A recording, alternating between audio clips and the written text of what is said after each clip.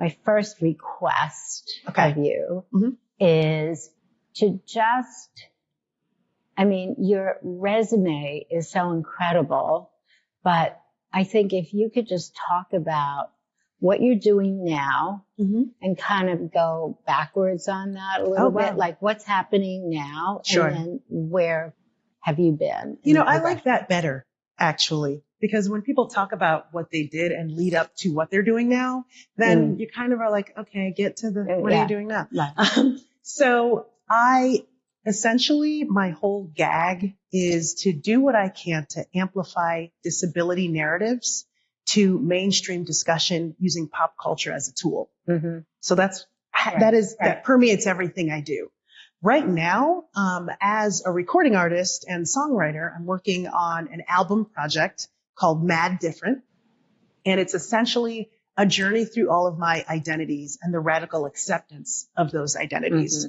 Because that's essentially my journey, was really trying to accept myself as a disabled person, myself as a woman, myself as a queer person, and then myself as a Black person. And so each of the songs touch on each of those, and they're each collaborations with artists that identify with that identity. So it's been such a great project. We recorded it all live at Amazon Music Studios, which shout out to Amazon. Thank you. Wow. And so we are slowly rolling those out throughout October, November, December, January. I'm also, speaking of disability culture and mainstream, host of PBS American Masters series Renegades. And that series discusses American heroes who've helped shape this country that are under, discussed, that have disabilities, neurodivergence, et cetera. So that just came out in October this month. And so that was awesome. But it was just another way to do that. I'm currently writing a book called I Identify as Blind, which is a discussion. I think when people talk about disability, not to be whatever, but it's just boring and compliance. And so I wanted to make it fun, full of joy, pride, and I wanted to be able to get the reader to connect with their own disability identity and, how they interface with disability and all the beautiful, contributions that disability has given to us that are underserved and undercelebrated. So those are the current things I'm working on, apart from just traveling the world and doing shows, doing speaking events, for instance. And then I'm on, the Grammys board. So I do a lot of discussion of music and culture work as it pertains to disability pride and identity. But I mean, before all of this, all I do is music, storytelling, and fashion as it pertains to disability culture and, honestly, identity pride. So, I really am very serious when I say, and this is not gratuitous, this is absolute kind of, I meet a lot of people. I'm way older than you are, so I have a lot of history of people. But there are people who are special and different, not because of skin, disability, anything else, but they just are. And if you left out all the things you did in describing yourself, I would still describe you as a Renaissance woman. Well, no, I'm so honest and serious about that. I find you just a total composition of fearless talent, humor, brilliance, and I don't know how you got that way, or if this is a genetic thing or something, but I really, and I do a lot of podcasts, and people that follow me don't hear me say that to everybody. So this is not part of my conversation. Yeah. Well, first of all, that means a lot to hear someone who I think is a Renaissance woman, who I look up to for the business acumen that you've shown throughout, history, throughout the years, throughout the ages, and the talent, and just always staying on top of things. There's not that many folks that, not to be whatever, but that are still popping, kicking, and just being at the top of their game well, where you're at. And then to hear you call me a Renaissance woman. Well, I want people to know why. So we met. Sure. Okay. And I don't even want to put all the labels because I just want people to have a real sense of what you're about. Yeah. And, so we met, at a dinner. Yeah. Yes. And, we had a great conversation, a great group of people. Yeah, it was conversation. Fun. People who are just very interesting and powerful, all of them, you would agree. Yeah. And I felt I was in awe of the range, the stories and the power of the group. Yeah. And you literally stood out even in that group, which was a pretty party group. Right. And I think the reason you stood out for me was that you energized the group.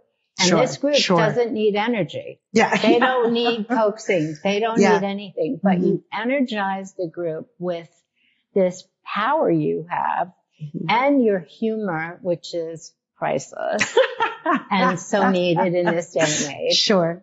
And you really lifted everybody, including me, and lifted everybody up to a place that was so special. We all left walking on a cloud. Yeah. And that is not even your superpower still. So I want to ask you now about first your music. Sure. I want you to talk about what it is. Yeah. What type of music? Yeah. How did you get into this? Sure. Because I think that's that's really a core. Yes. That's your core. Yeah. First of all, that was such an amazing dinner. And I had a great time and I made lifelong friends at that dinner. Yeah. But about the music, so when I was young, I was a bit outcast. I was different from the other kids for so many reasons. You know, my parents were immigrants. And so we had to just hurry up and figure it out. English was sort of the second language. So I didn't really fit in anywhere for all of the different reasons, being blind, being an immigrant, being all the things. And so I didn't understand the world and the world didn't really understand me. And things only made sense when I was at my keyboard. So I would write songs. I would write little poems. I'd make all my stuffed animals be the choir. And music was where I was able to express myself, work things out for myself. And then when I got to college, I was very shy. No one believes me when I tell folks I'm trying, but I'm not. I didn't say a word up until college. And I started playing the piano in the dorm rooms. And people were like, I was in UNC Chapel Hill, University of North Carolina. And people were like, you don't belong here. You belong on Broadway, or you need to go, to LA and all that. And I remember going to my guidance counselor and I said, well, I think I want to major in music. What should I do? And he had been to a show of mine and he was just like, go to New York. I was like, aren't you supposed to tell me what classes to take? Right. But he said, go to New York. And I did. I went, I took his advice. No safety net. Actually, the only thing I had was a rejection letter from NYU. Nice. That's good. But then I went and I pursued music. And honestly, music was what brought me to New York. Music had my back the entire time. Yeah. Music allowed me to make friends and find confidence and start talking more and start building community. Yeah. And so I honestly owe it to music. And that's why I'm a million music industry boards. I do a lot of service in the community. So my music essentially though is a discussion of myself. The lyrics are discussions of myself. I'm usually very cheeky, and very I want to have an intelligent conversation with my listener. And I like to keep things very fun. I operate in several genres, relatively genreless. What's the range? Where So do you go? People would probably call it, I do dance music. I do electronic dance music. And then I do pop music. And then I also do sort of a singer-songwriter sort of vocal piano situation as well, essentially acoustic-sizing my dance and pop songs. And then when I tour, I generally tour with the more intimate set. So it'll be the vocal piano. And I'll bring my piano with me.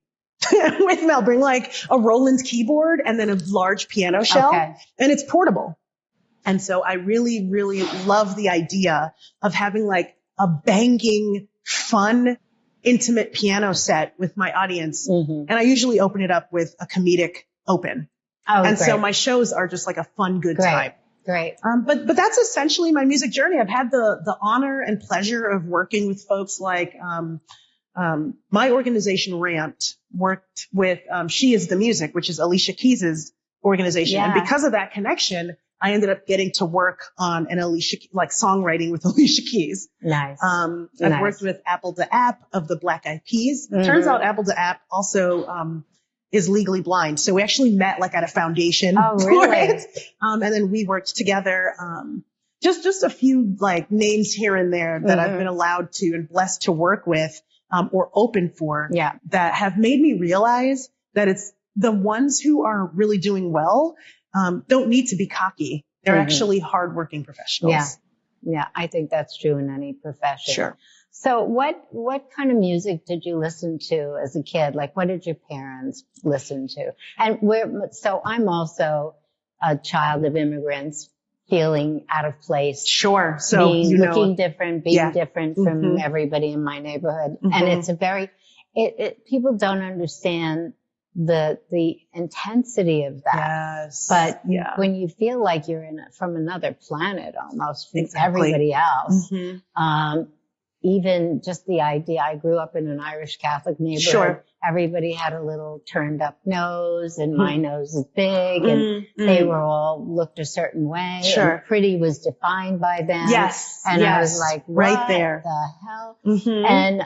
And of course the language differences, all of that is it's really, really tough. Yeah. But I believe, and many people believe, that unless you have some really tough stuff, and if you can deal with really tough stuff, it raises you and raises you. So you are a great example of taking that and say, taking me to the next, it's taking me up. It's taking me up. Just lifting up. And so the music, what were you listening to? So me personally, I loved, Lauryn Hill was a huge go-to. And it's so funny. Alicia Keys was another artist I listened to. So when I finally got to meet her, I was like, oh my God, I listened to you growing up. Why do we have the same hairdo though? Now I'm really embarrassed.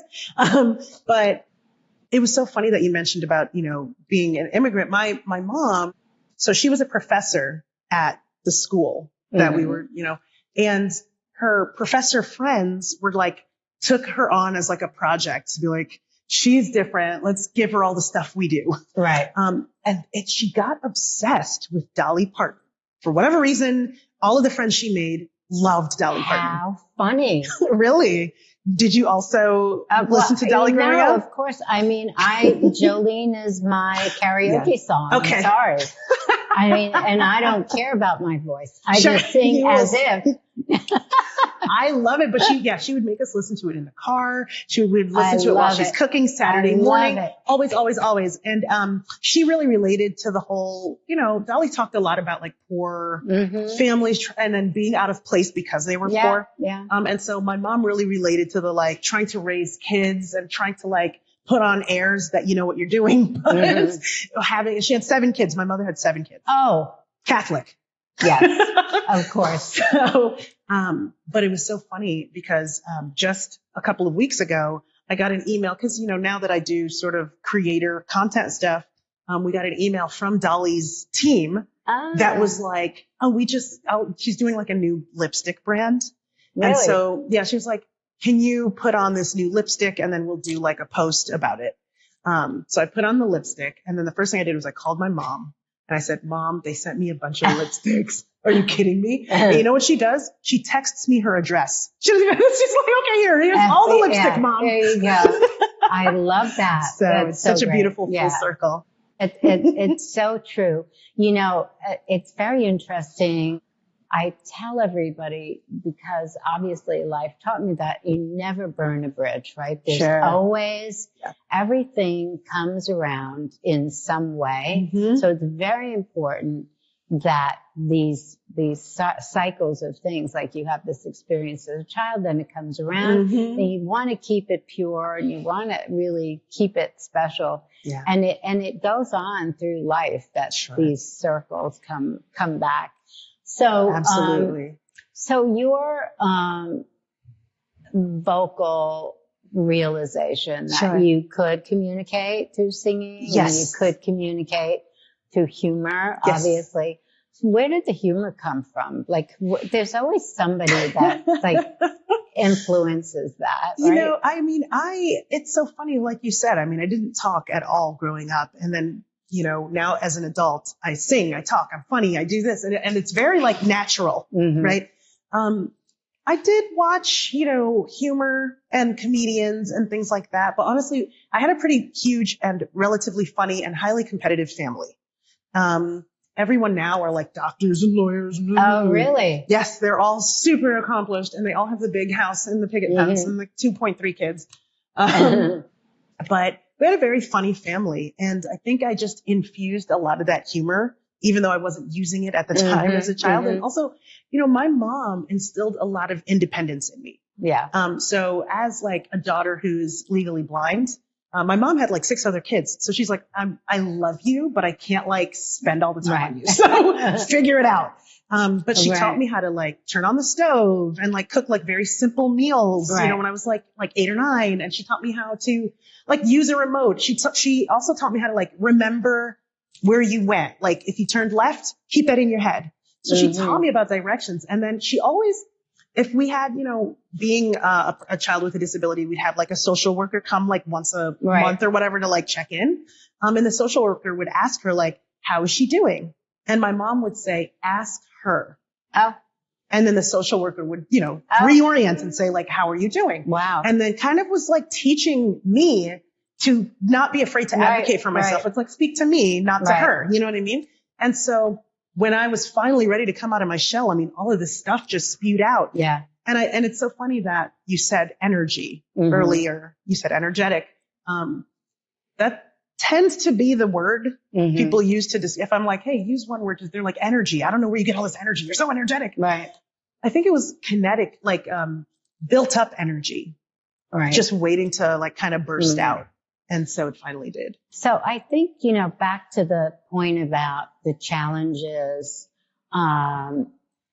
you have first in childhood. And I think, how important that is to build character, to build self-esteem, to build confidence. And, while I wasn't that grateful for my experiences at the time, I look back and I think, oh, what a lucky person I was to be able to get through those things and do that. And one of the things that I've noticed is that at that dinner and other dinners that I've had in the same way, that everyone at the dinner, especially you, had an ability to express complete belief in the positive. And in a way that, unfortunately, this country and the world has sort of given up to or given into and not looking at. I mean, I think the 60s had a lot of that in the personality of the time. And I've thought about it, like, why? Why are they so incredibly positive and just full of spirit? And I know so many women, so many girls who are narcissistic and worried about things they shouldn't be worrying about, a wrinkle or whatever. And And here are these gorgeous women who are talented and full of spirit. Mm-hmm. And whatever the challenge is not in their way.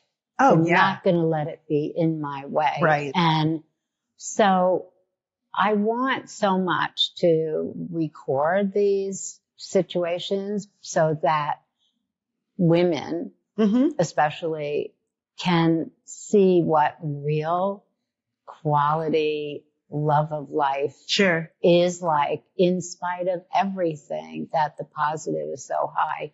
What would you say? And I know you know what I'm talking about. Sure. I know you know what I'm talking about. Tell me what your perspective on that and how you would communicate that to an audience. Well, first of all, I totally infused that positivity of that dinner. What a great night. Mm-hmm. A lot of times joy is resistance.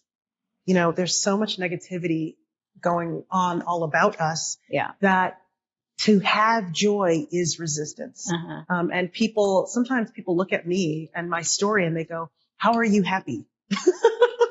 And I'm like, I am trying to showcase to you that you can be happy too. Yeah. I'm very allergic to no. I'm very allergic to... I like the word allergic. I'm very allergic to no, because at the end of the day, we were invited to this banquet called life. Yeah. And we've been waiting at the door for eternity, and we finally got in. I'm going to have a good time. Yeah. But for me, I think one of the things that brings me the most powerful, because I wasn't always like this ball of sunshine. And every day I wake up excited to face the day. And I think the pivot for me was honestly accepting the deepest parts of myself society told me to be ashamed of. Mm-hmm. Taking the things I was afraid to confess to myself, even internally, whether it was the fact that I am legally blind and I need to stop pretending that I'm not, the fact that I have ADHD, and that the ADHD is why I have such great focus and why I have so many ideas. Yeah. I'm also OCD, which also allows me to follow through on things. I think that, I personally have nothing against these things. I think they all add they're benefits. Yeah, I so agree with you. And so to be able to take all of those things that I was afraid of myself and then just wear them on a t-shirt, right, and walk around the town and go, now what? Because generally people use weakness as a way to hurt someone. Yeah. Or also, unfortunately, as an excuse. And the opposite of what you do is saying, I can't because. Right. I can't because. And that, and this doesn't even have to be someone who has anything standing in the way of anything for them. It can just be, I can't because I don't feel good today. Right. Right. It could be as simple as that. And I'm sure you're hearing more and more of this complacency that I'm hearing, and I'm anxious about it. And I don't want young women to feel that way, and anything to inspire. Like you said, you wake up in a positive mood. One of my things that my partner says to me, no matter how shitty the day was before, how do you wake up in a good mood in the morning? It's like, I have another chance. Yeah. I have another You're here chance, again. right? Yeah. You got brought back in to the banquet. Yeah. And so when you talk about your life and your approach to it, there was a turning point where you talked about that. But then the choice to do what you're doing, and tomorrow you can have the worst day. It could be the worst day of your life, but you know that the next day is another chance, right? Yes. There's another chance, but to live the life you're living. Yes, there absolutely. are people who are privileged to have everything perfect and would die to have your life. Exactly. Would die to have the energy you put out to people and what the love you get back. Can you imagine? Well, it's powerful. Yeah. People what is power really? Right? Is it money? Is it friends? Is it this? Is it that? Honestly, the power is to be able to give your whole self and get that wholeness back. That's power. Right. Because you can have $0. You can have nothing. And when you're able to give and receive that bounty, that's true power. Yeah. Yeah. And I think, thankfully people get to see you. You're not sitting in your house and they get to, because it's catching and it really is extraordinary. I think that, I used to work in the public schools a lot because I'm a public school person.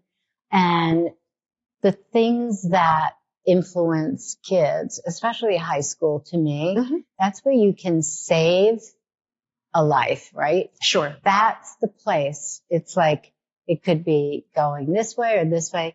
And we all needed some regulation in high school, right? What were we thinking? We were all over the place, whatever.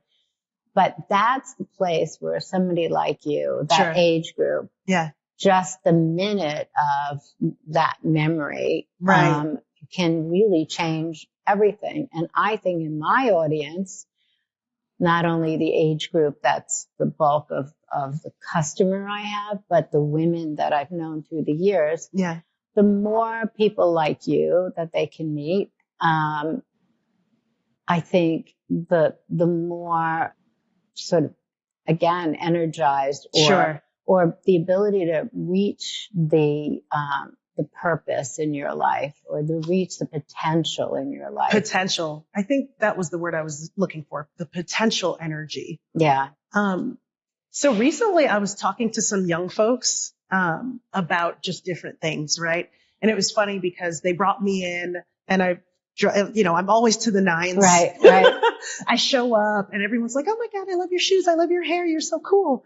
And so then I do my talk and I'm talking about like I said earlier, disability is like a tough sell. And imagine trying to sell it to young folks, right?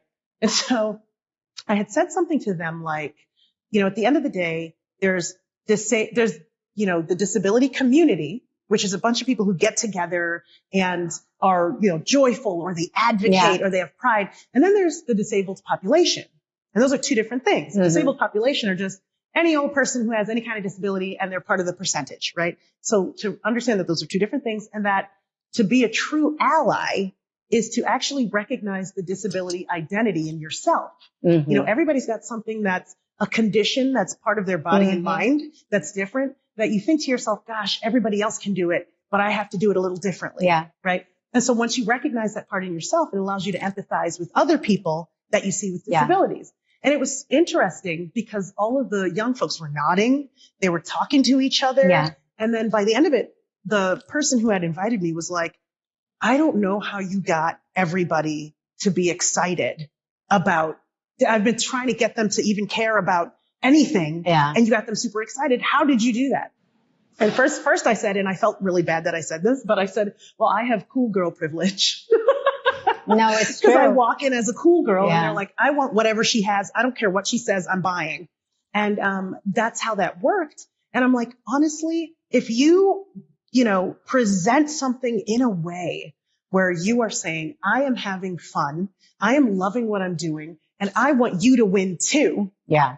Then people are going to jump on board no matter what it is. And so the whole reason I even said that story is to let people know the thing that I really want everybody to walk away with is this idea of accepting yourself.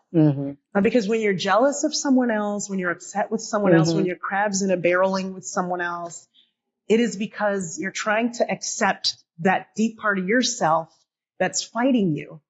And that was the most powerful moment of my life, was accepting those deep parts. And it's so powerful that I have to share it. Like it's too much to keep to myself. Yeah. And I think a lot of women constantly just apologize for existing, even apologize to themselves for existing, like, oh my God, I'm so sorry I'm at my own wedding, that kind of thing. And the triple standard of being able to have to do everything, while also having to act like you're not. I was just not recently, but like, God, several months ago, I was doing like a big interview, like a big television interview, and my PR person was trying to prep me, and she was like, "Well, make sure you sound smart, but don't sound too smart. Make sure you sit up, but then make sure you have your boobs going, but don't be too booby.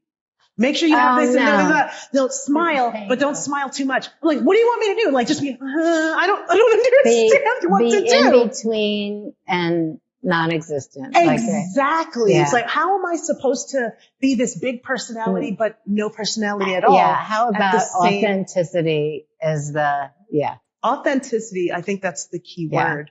It's also, I think when I was probably a teenager, and I was in this environment where I was the ugly one, and I was in an environment where there was pretty in a way that I could never be pretty. Right. So my definition was that I'm ugly, and or that I just didn't look as pretty as everybody else, and it took me a while. But you obviously had this experience when you realize that the differences that you present become your superpower. And so when you're talking about yourself, talking to people, I'm thinking is you need to go on a tour, a speaking tour, or a comedy tour, or a Netflix. No, I am so serious. I swear, I feel it in my bones that you should do a Netflix, one of those comedy music, like a special talking tour, where like comedians do. Yeah. I think that's the focus. I think that's what we need to focus on. I think. Let's do it. Hey, you guys all heard this here. No, I feel it. I feel it so strongly because everybody needs inspiration right now. Yeah. Everybody needs so very true. Something and they need a powerful, positive, kind, energized, inspired person who can entertain and communicate and use humor to tell that story. And you guys, we have to figure this out. Guys, let's do this. I was just thinking, what does the world need now? We need this. We need you. We need and there aren't many people that have that ability. And you're like the individual definition of you is like a powerful tool right now seriously, I think for a lot of transformation for young women in the way Taylor Swift influences young women. Yeah. There's only one Taylor Swift and there should only be one. Right. But then there's only one of you. Yeah. And your mind and your thoughtful abilities and your talent can really go a long way. I want to read because I could never memorize all of your accomplishments because people have to know why I say Renaissance woman. Okay, let's do it. I mean, they get your vibe. They get all of that. Listen, I will never stop anyone from listing my accomplishments. From bragging about you. So I'm going to read this, and I never read things, but I don't want to get this wrong. So I'm gonna read it. So, okay.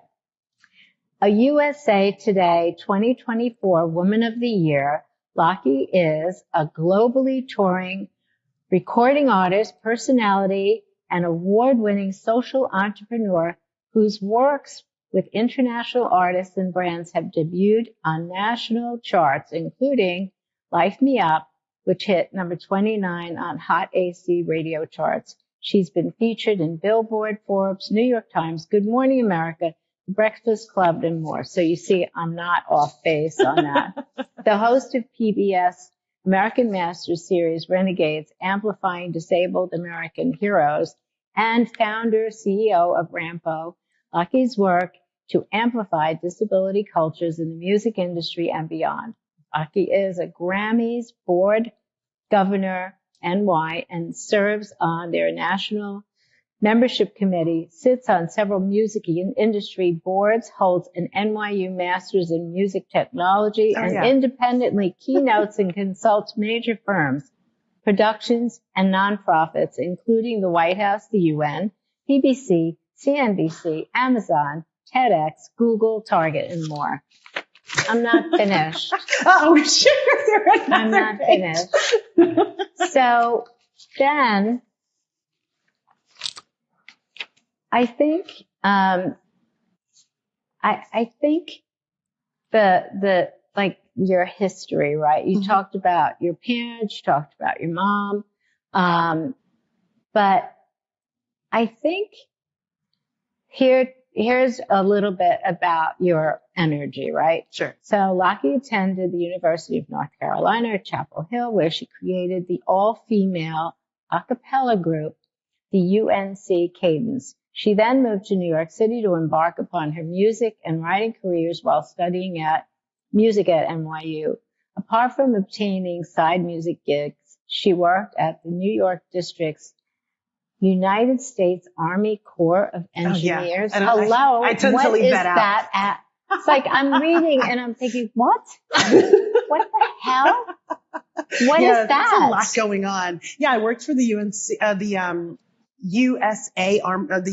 Army Corps of Engineers, where I worked on, the waterways and getting docks permitted and stuff like that. I was not uniformed, so I was an ununiformed civilian person working in the Army.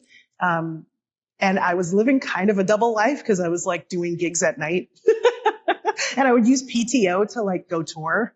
But while I was working there, I actually ended up getting signed. So decision was kind of easy after that of what to do next. Fascinating. I mean, totally fascinating. And then, I think, I guess your, knowledge about disability and I remember at the dinner, so I'm going to preface this by saying I'd been to a previous dinner that introduced me to just disability a world discussion that I knew about. And I'd done a fashion show in Washington for women with an incredibly challenging disabilities. Sure. And I just said, what is going on here? What's with these women? What's this energy? This is really incredible. And then I went to the next dinner, the person that I did the show with and said, you need to come to this. I didn't know it was a disabilities related anything. Okay. I see these gorgeous girls. They're all sitting at a table. Right. Gorgeous. And they all love fashion. Right. And so they start talking about fashion. And then they happen to have a disability. And I'm like, oh, that's a surprise. I mean, that's interesting. Sure. And I came away from that and I then spoke to Danielle and I said, we have to share this. This is priceless. And then we have the dinner here and I meet you and I think this communication by someone who is not like, when I say Renaissance woman, I mean that yes, you can use the humor to communicate, to tell stories. You can use your music. You can use the visual, obviously, but it's because your life experience, like you allow these life experiences to be a part of your resume. What are other things that are sort of like you did them and you got involved in like it weaved in and out and they've come and gone throughout the sail of my life. I do a lot of writing. So I've written some fiction, science fiction as well. I do a lot of things in music. So for a long time, I would have people come to my studio and I would just work with their vocals. So I was a producer. And I am a producer, and a songwriter. So I've been able to work with so many people, throughout the music industry. Some other interesting things. I was a Toastmaster. So, the speaking, I don't know if you've heard of Toastmasters, but it's like a speaking sort of club. And so I worked with Toastmasters. And so that led to a lot of my speaking prowess, I guess. So now I toured the world a lot doing speaking engagements, with the State Department of all folks. Yeah. So okay.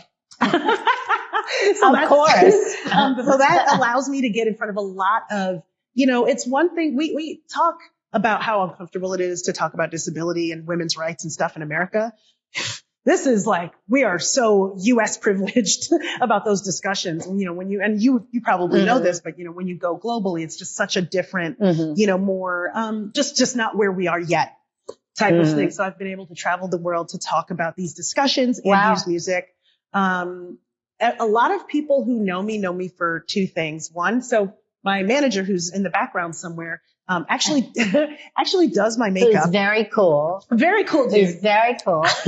Does my makeup and also glams up my canes. I love this. I love the whole thing. Isn't it so fun? It is. We do have a great team. I wish we could have brought the rest of the team, but everybody's little Renaissance people in our whole. But the reason I bring that up is because anyone who knows me knows us because we go viral because of the looks on Reddit. Because it's the whole thing, right? The cane and the heels. People are like, how are you even walking in heels, let alone, And the heels in themselves are a story. But, so that's how most people know me, from those viral posts. But we do that all the time. We'll do it on TikTok. We'll do it here and there. And so we do a lot of brands. It's like styling, fashion. But how did the two of you get together? How did that come about? I almost want Arthur to tell this story because he bumbles through it better than I do. But so I've known Arthur for a while, but Arthur didn't start working as my manager until 2020. It was before COVID, right? It was right before COVID. Wow. I had a different manager, and Arthur started working remote from his day job. And so he started, had so much more energy and time. So he was like, let me start, working your books and getting more interested in because I'm doing all this music stuff. I'm like, can somebody help me? I don't know how to do math or use Excel. So Arthur put his hand up and started kind of doing stuff in the background. My manager at that time didn't like the backseat driving because Arthur was like, I'm looking at your numbers in your books and it's not being done all the way or whatever. And then started getting more involved and then started traveling with me to all the shows as my sighted companion because my manager at the time was actually UK based. Okay. And so what ended up happening was I got rid of that my UK manager and just kind of brought Arthur on the whole time. Meanwhile, he's still working his day job. Oh God. Because they don't know because it's COVID and what I mean? He's not going in. Right. So then we get invited to the Grammys to be on the red carpet. And so we have to go. Are you kidding? Yeah. So we go and it's my first red carpet experience. My organization ramped. The whole organization was invited. So it was as a partner, right? So we're going on the carpet. We get pictures taken. Arthur's boss calls right before we go on. And they're like, we're having a meeting. Come in. First of all, we're in Vegas. And the meeting is in New York. So Arthur, can I say? So Arthur lies and says he's sick. Then we go on the carpet. You don't say you don't go on the Grammys carpet. Right. And think people aren't going to know. And it's like, you're going to get in Getty and stuff. But he's looking like he's about to. He's sitting there in his tux. You're obviously going. So we get on the carpet. Of course, it's this big monumental partnership. We get all these pictures taken. A picture starts going around LinkedIn on a Forbes article. About it. And he's in one of the photos. So his boss calls him back, says, hi, where were you?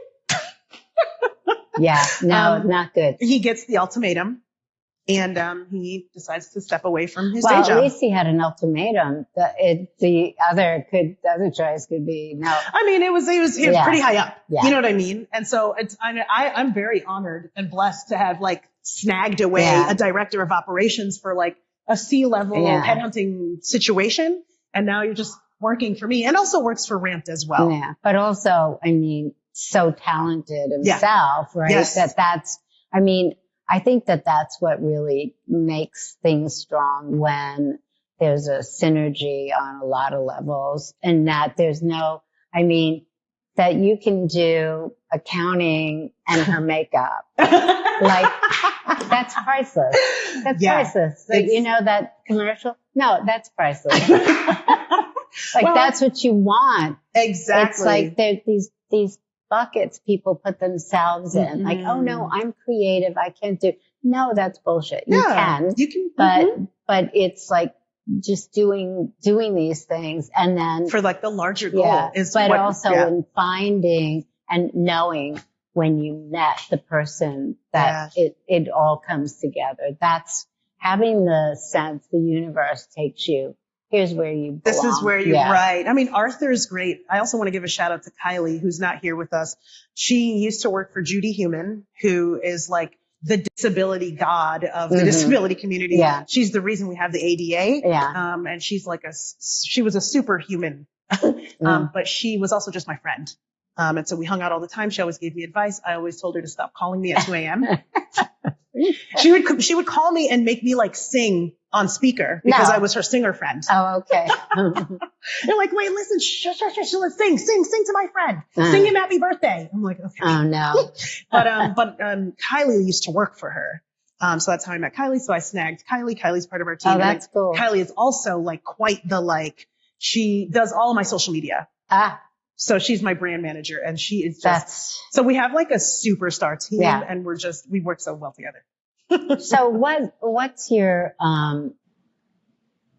first of all, I think an important question is, how would you define your purpose?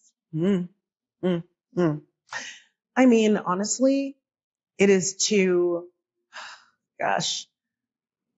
really amplify this idea of radical self-acceptance. Because I didn't accept myself for so long. I didn't think I deserved to be heard, and I certainly didn't think I deserved to be celebrated. And that's my inner child. That was my inner child for so long. And so my purpose is to give to my inner child what she didn't have. Yeah. And so it's this idea of radically accepting yourself and using pop culture to do that. And people say, well, you're so many things, right? You're a woman, you're a Black person, you're queer, you're all the things. Why do you lean into disability so much? And I lean into disability because I believe it's the hardest thing for someone to accept. I think once you accept that, everything else is just like, oh yeah, I know, and I'm also a woman, like whatever, that part's easy. But essentially it's this idea of everyone deserves to be heard and everyone deserves to be celebrated. And you can do it without being conceited or cocky if you do it from a place of empowerment, of a place of true, honest confidence. Yeah. So that's the message and the purpose that like gets me up in the morning and gets me excited. It's what is the driving force behind Mad Different, which is the album I'm working on right now. It's the driving force behind my book. It's the driving force, honestly, behind all my talks. And it's the driving force behind this conversation. It's why I do anything. So I guess that's the definition of purpose. Yeah. And, another thing, only because I'm in the business of fashion and beauty and trying to present options to women to make them feel the best they can be and express themselves. But I think an important tool that you have is the way you present yourself, that you're going to have a good time when you put on that dress. You're going to have a good time in that dress. Yes. You're going to your shoes, the whole thing, you're going to have a good time in it. Yeah. And that is really powerful in sending messages and telling stories, and even hard stories. Yeah. It's like, fuck it. Yeah. Look at this. Yeah. Fuck it. Right? Like, look at me. Yeah. Listen, this is what it is. And I think that women can do that. Right? All women can do that. Yes. And a lot of the conversation I have about clothes is, sometimes, for instance, a typical thing that happens to a lot of women is we're going out with a guy, and you find out the guy's cheating on you, right? And you feel like, ugh, terrible, horrible, dejected, rejected, all of this. I must be ugly. I must be stupid. I'm not as good. What did I do wrong? What's good about her that I'm not as good? All of these things. And my hack for that is somebody could look at you and say, oh, I could never dress like that. I could never. And I say, you know what? Now's the time to just put on her superwoman suit and see how you feel in it. Sure. So it's like, I would never be able to dress like that. But then guess what? Go get your hair done, change the color, do it. Don't be that girl that got rejected. Yeah, exactly. Here's someone I think you should, she's a superwoman. Why not just put on her superhero outfit? It's a mindset. See how you feel. Totally. It's the mindset. Totally. I feel, and like, any woman at any point in time, and especially like, let's say for instance, you're going out with a guy, you get rejected, right? And you get to that point where you're talking to friends and you're like, well, screw him, la, la, la, la, la, this and that. You can get to that woman a lot faster because sometimes you just have to put that mindset on like a hat. Sometimes I'm afraid to go on the stage, but then I put myself on.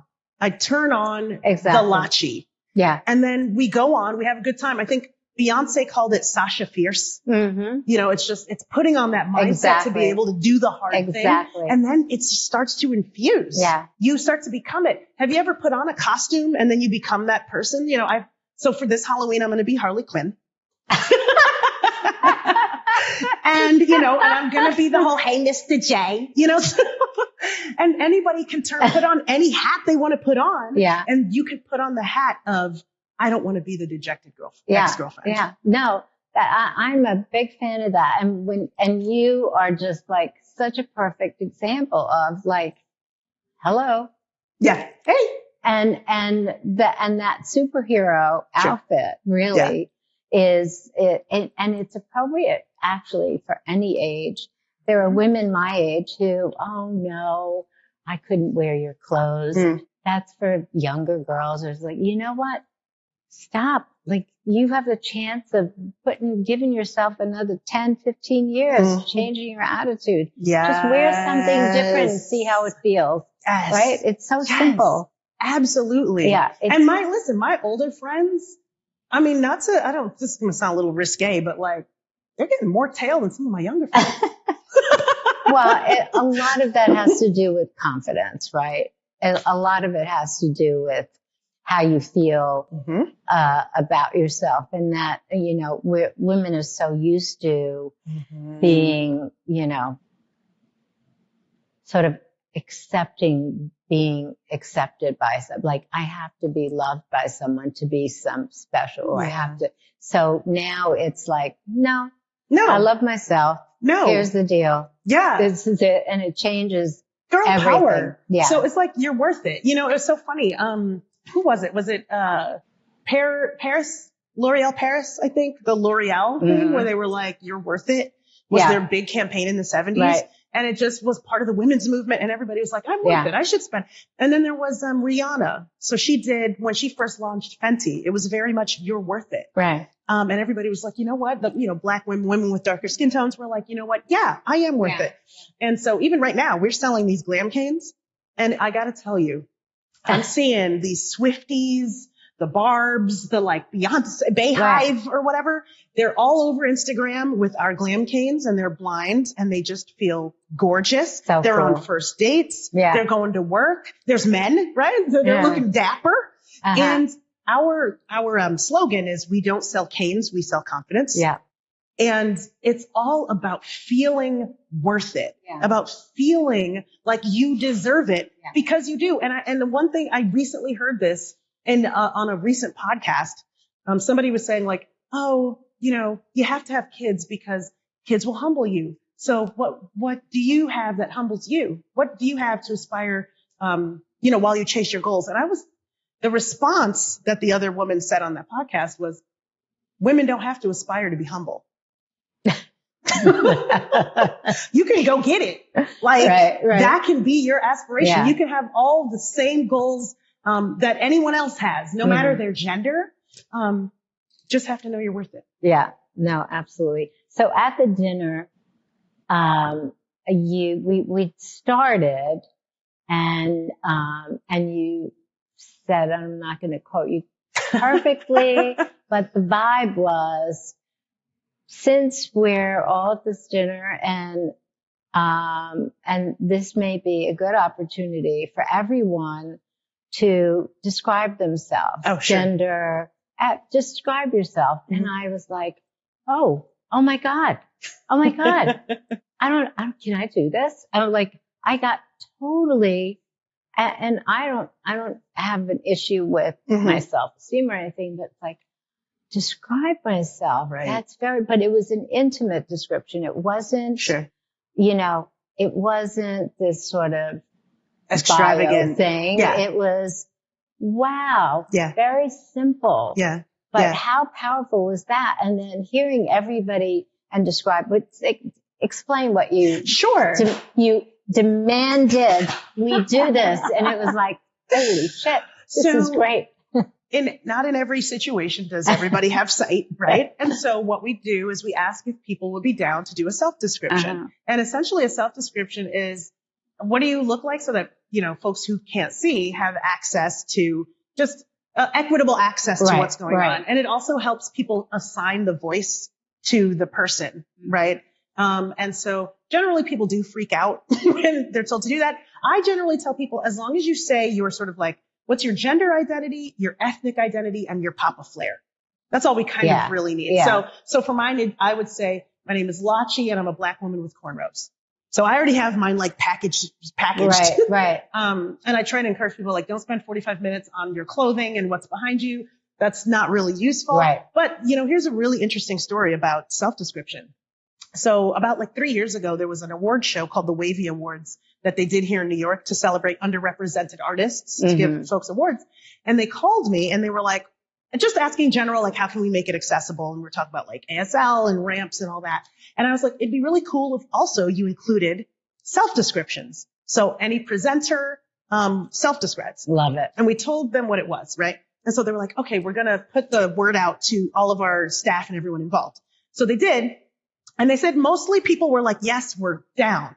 But there was these two women that were like, I don't want to do that. I don't feel comfortable with it. I already feel judged on my looks. Wow. Which was fine. Okay. Wow. So we said, that's interesting. Yeah. They were like, I already feel judged on my looks. I don't want to have to talk about and explain what I look like. Okay. So then the award show happened. And now this is an audience of, it's so diversified, disabilities or like, queer, LGBTQ, all of those things. It was and it was packed. Right. And the mayor's office had sponsored it, right? So there was a bunch of press there. It was big. And they were doing it all night. Yeah. Everybody was doing self-descriptions. And it turned into this gooey, like beautiful hug of everyone, like so much love in the room. And it was funny because people with neurodivergencies were like, this is actually like people that may be on the spectrum or whatever was like, this is helpful because I feel more connected to the people on stage and I don't feel as afraid or as threatened. Other people were having so much fun with it, going like, so these are boots I got from my mom, or, I'm the most gorgeous Latina woman you'll ever meet. Just things having fun with it. Yeah. And then by the end of the award show, we were having an after party, and you want to know what happened? The two women who had said they didn't want to do it were like in tears. They were like, because they went on early and they hadn't done it. They were like, we're so upset that we didn't do it. And then they gave me their self-description. But they were like, we were being judgmental. We are like complete, whatever you want, we are going to do. And we will always implement self-descriptions at things going forward. Yeah. And it was just such this beautiful moment. What I loved about it, first of all, to think about, wait a minute. Yeah. What is that? Who am I? It's like I'm dealing with the split personality of Norma Kamali, right? Who, knows a million people, and Norma Kamali, who has 5 friends, Sure. right? So I was like, all of that, all of a sudden is like, who am I here? Like, what, how do I do this? So it was really incredible for me personally. Sure. But what I loved about it and the whole idea of it, and I keep thinking, how can I use that again? Sure. How can I, but I don't have your power. I mean, you can pull this off. Sure. It would take a lot of explaining for me, but I love that I'm meeting people for the first time. I don't know them. I can't have any preconceived notions except, well, she said she's blind. Yeah. What do I think about that? I don't know. I don't know what I think. My cousin was blind. Sure. But what do I know? I want to hear. And so everybody helped me understand everybody there. And I wish that it would happen everywhere I go. Every time there's a dinner, I don't care who's there, to hear what somebody thinks about themselves in their description. Yes. It's like, wow. I'm so glad you said that. Oh my God. That's the secret. It's not just about how you look. It's about how, it's more like self-expression. It's yourself. Where are you in this moment? And just knowing, okay, I get that. And one of the things I really liked was when I think somebody was wearing a necklace that somebody gave to them, or they had a personal feeling about the necklace, and it was like all of a sudden it just framed her, and I had a completely different picture of her in my mind for what my impression was. You know how we put all these images together, or you hear a sound, or the sound, or a New York accent. Okay. I have a New York accent. You have a New York accent. We can connect now. We're together, right? Or it's like, so we do all these things, and then all of a sudden you really have a much stronger connection with someone from a different place. And it's because their story in a few words. Bam. Yes. Done. Like the what is that saying where it's like the shortest connection between two people is a story? Yeah. It's essentially everyone is giving you like a soundbite of not only what they look like, but who they are and who they think they are in that moment, how they feel right then, and then what's important to them in like a span of like 10 seconds. Yeah. So you're writing a book? Yes. What's the book going to be about? Oh, no. So my publisher just told me I need to stop talking about it because she was like, all right, don't tell me. What she said I need don't tell me. What I have to start, well, it's called I Identify as Blind. But what I have to start doing is saying, bring me back right before it comes out. So we do this again. Oh, absolutely. And what I like about it, and that I'm sure everybody who's watching this they don't need to know what it's about because they know about you. Yes. And now they're going to want to know what it's about. They're going to want to read about it. But what I like about it is this is an opportunity for more traveling and talking and touring. Yes. That's the best part of it. I think this is the perfect thing for you to do because the more people that you can reach, and I think you should go to the Beacon. We have to get a lot of people to go to the Beacon, and you do a night at the Beacon. Yes. Right? I am here for it. But yeah. So, I mean, and it's so funny. The book has been, so we're just finishing it up. Oh. So it'll be like, oh my God. Just finishing writing it. So, you know how it is with books. As soon as we're done writing it, it takes like, I do. 9 to 12 months to get it out. So we're planning on getting it out, fall of 25. Oops. My manager says to stop talking. So that's not bad. No, but that's not bad. Sure. That's actually not bad. And I think this is amazing. I think that's going to be, your publisher is going to be very happy. I'm glad you have my book, but I think, I don't have your skills and ability to entertain and to communicate. And I think, but I think your message and that ability you have is so needed today. Thank you. Like it's a service. And, I really hope that this comes together in that way.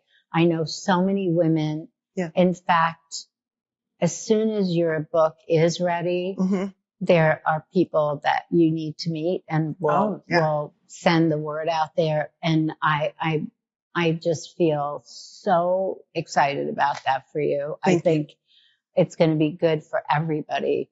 That's the beauty of your book, that it's not just good for you. It's like healing for a lot of people. Yes. And you have healing powers, my dear. Thank you. You do. And I'm so happy you came to do this. I'm so happy you had me here. Are you kidding? I was so excited about it. And I've never, like you, I never left that feeling of that dinner. And I'd like to do another one and figure out how to get that together. Maybe when you have your book ready, we can do a dinner. We could do a book thing here. We'll do that. That would be amazing. Right, are you kidding me? That's happening. And we actually did a comedy show here. Oh, did you really? Yeah, we did. Right. Look at the space. Yeah. You know how many people? We could fit a lot of people here. Yeah. We did a comedy show. We had stuff on the wall, and this would be amazing. If you have, like, it's up to you. You just tell me, and it's no, it's over. Be careful what you wish for. No, I wish for I think it would be amazing. It would be awesome. So we'll talk about it. And that was a teaser for everyone. Yes. Now, before we go, I wanted to show everybody my glam cane. Just to show off the sort of like, and we'll do a little. They have to see this gorgeous guy. He's shy. Oh my God, he's a super shy guy. But so here it kind of, I don't know how what is being seen. We have 6 cameras on you. Oh, how's that? But we have a camera on all over the place. Wow, this is pretty intense. But it's got the silver shoe, the brown dress, the brown and silver cane, and then the silver jewelry. Usually I'll wear like a flower in my hair. I don't have one in my hair today, but I just wanted to show off the cane. This is awesome. How we do all the time. It's awesome. And so do you have a website selling these? Oh, yeah, glamcanes.com. Okay, we're on And we're starting for my older friends. We are going to start doing all sorts of canes, not just canes for folks with visual impairments, but folks who, walkers, canes, etc. Right. Mobility canes. God. Yeah. So we're really excited. That is so cool. Yeah. So he's making them? Yeah. Arthur makes them. Arthur, come on, get in there. Come on, get on in. Come on in. Get in here. This is Arthur. I mean, how cool is Arthur? Yes. This is really amazing. And the man Arthur, behind the machine. Come on in. So tell me, from your perspective, what is a day in the life? I mean, the two of you are creative. There's obviously great energy. What's a day in the life? So first of all, my self-description, I'm Arthur. I'm a big and tall white guy with way too much red hair. And I identify as neurodivergent. I'm Lachi's business manager. I'm her makeup artist. I'm her stylist. I make and design the glam canes, and run that side of the business. And I'm also operations at Ramp. So I'm very, very involved in it. My background is executive recruitment. So oh my God, I don't have a background in any of this stuff. But I just, like Lachi said, I got really kind of hooked on it. As far as the day to day, honestly, it's been, fascinating watching this grow, because the driving force behind all of these businesses is authenticity, it's community, and it's impact. Yeah. And so every day we're doing something that's either building community, expressing authenticity internally and externally, or having some kind of real world impact. Right. And I've never been in experience like that. In corporate world, maybe you get that once or twice a year, right? A convention or something like that, and we get to do it almost every day. So, I think a lot of it, the most of it, is that I get to explore my own identity. I get to understand the things that I always thought was wrong about me, that I was raised to think was wrong about me, that I was medicated to stop being. Oh my God. Yeah. And now I get to not only embrace it as part of my whole self, but also utilize the tools that understanding of myself gives me and be all the better for it. So, and now I get to teach every person that we talk to do the same thing. Yeah. It's amazing. It really is fantastic. And the amount of people who believe they have a problem and medication is used for it is just, I think if you look at the geniuses and the people that are really doing something special, they are different. Yes. They are different. And there's a different energy. There's something different. And if you medicate that, you're just destroying what that genius can be. Now, medication is also useful, but I feel like, there's a stigma to difference. Right. Yeah. I mean, for me, I was misdiagnosed, right? And so the medication wasn't working for me because it wasn't what I was dealing with. I will say, I mean, there's folks in our community that medication is why they are able to be who they are. Yeah, I'm talking about I'm talking about the way certain medication is used just in the population. And it's kind of peddled. Especially children who don't instead know of really discovering what is different. Maybe that's an asset. Let's see. Let's work with it. And using all of that instead of doing this easy thing. Yes. Well, if they're quiet, then it's better. Right. And that, unfortunately, medication is critical for survival for many, many people. Yeah. That's different. Right. That's we're talking a different thing, but I really, I love your story. The two of you are just so memorable. Wow. It's great energy and people working together and doing really great things and helping people. It's you can't get better than that. I mean, I gotta say, Norma, too. I mean, that dinner was an amazing experience for everyone there. I mean, having I think, audacity to bring so many people together for a meeting like that, and the openness and place of learning that it came from. I think that impacted everybody. Yeah. And it's sometimes it's those little moments that just haven't really happened before that suddenly dozens of amazing things happen. And I was telling you that I made a bunch of friends. I'm just like best friends now with Anastasia. And we're just doing each other. When you have powerful people doing each other favors back and forth, nothing will stop that. She's just Isn't she the best? Unbelievable. Yeah. So. And, but I before the dinner, I asked Danielle, I said, let's see if everybody would be open to filming it, because you don't know there are cameras here, right? There are just these 6 cameras that are filming. So it's not like it's an intrusion. And I said, and if everybody agrees when the film is done that they're okay with sharing it, I think that experience can be incredible. And so she said, I don't know. I don't feel good about that. Right. So she didn't want to do it. Sure. And then after, I think we asked everybody, would you be up for it? And everybody said yes. Sure. Everybody said yes. So I feel like there's a time for another one of those. And I think film it so that it can be shared. Sure. And maybe we do something like that when your book, we do something. Just a discussion, because the book will allow for some great discussion points. Exactly. And we can have an audience and have the discussion. Oh, Maybe it'll I'm be down. a little different. Yeah, this is smart. What I mean? See, this is why you're good. Well, no, because the women I care about will benefit from you and from what you're doing. So I'm selfishly sharing you with them. You're recognizing the value. Yeah. And I think there will be a great deal of appreciation. Sure. So, all right. So we're down for this. Well, this guy is the guy that says the yays and the nays. Yeah.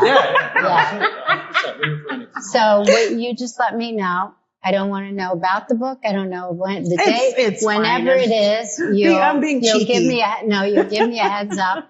give me like a month or two. Yes. So we plan it, and I think it'd be really cool. Yeah. It's coming out with Penguin Random House, so we're going to kind of Oh, great. call the Yeah. shots. And they're here in New York too, so Yeah. we can have their presence So here have too. them, they can call me, contact me, 100%. or you can bring them up, like Sure. whatever. I'll leave it up to you to figure out. So what many the- conversations Yeah. to have. Okay. Yes, Okay. absolutely. All right. Well, I love you guys. This was really great. Thank you so much. Thank you for having us. Thank you so much. I want to know what you're doing and where you're doing it. So if I can go Yeah. see, I'm there. Yeah, we're first of all, you're going to throw you on the mailing list, but we're also going to like personally invite you to everything. But if other folks are curious about me, I'm Lachi, right? Lachi Music, that's going to be up. But I also want to like encourage folks to check out Ramped, recording artists and music professionals with disabilities. If you're thinking to yourself, like, how can I support disability and without having to like be, go too into it? I always suggest people to support other disabled artists and creators. So ramped.org. That's where a bunch of artists with disabilities are hanging out. Great. But yeah, thank you so much for this Great. space that you've given me.